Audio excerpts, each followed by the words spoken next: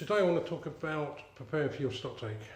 What you need to do on the day, what you need to get ready for us as stock takers. First thing is, make sure you are on the premises. That's very important, because if we've got questions we need to ask, we need you there to chat to ask the questions. It also means at the end of when we produce our report on site, we can sit down with you, go through it, make recommendations, highlight areas of concern or areas that are doing well. For a stock take, we will need access to all your storage areas, your back bar, your cellar, storage areas, as appropriate to whether we're doing a food or a wet stock. If you're having deliveries on the day, then we need to make sure that they are kept separate from the stock, because in effect what we do is when we come in, on the day we come in, we're doing the stock as a close of business the night before. So anything that's delivered on the day, keep to one side. If it's food and it's frozen, obviously that will need to go into a freezer, but make us aware that that is what came in. Paperwork wise, we need to have all your delivery notes and invoices for the period. Why do we want both?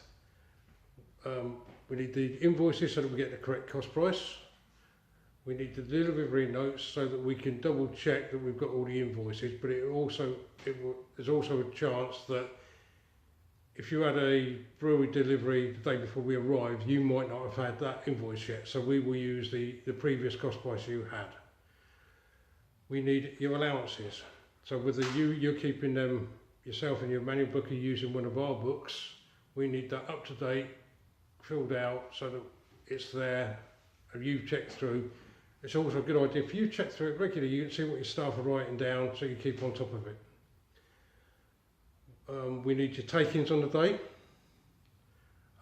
We will also need any cash receipts. So if you've had to go down to Tesco's, Morrison's or anything to buy spirits, or you've had to food, you've had to go and do a quick top-up shop at your local supermarket, we will need those as well if we're doing your food stock take.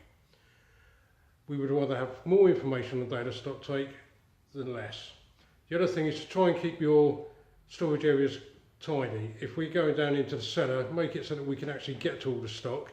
You haven't covered it with, as I had recently, they'd done an event, so we'd got bamboo screens and camo nets overloaded the stock, and we had to try and move all that to get it. If we miss stock, your results are not going to be accurate.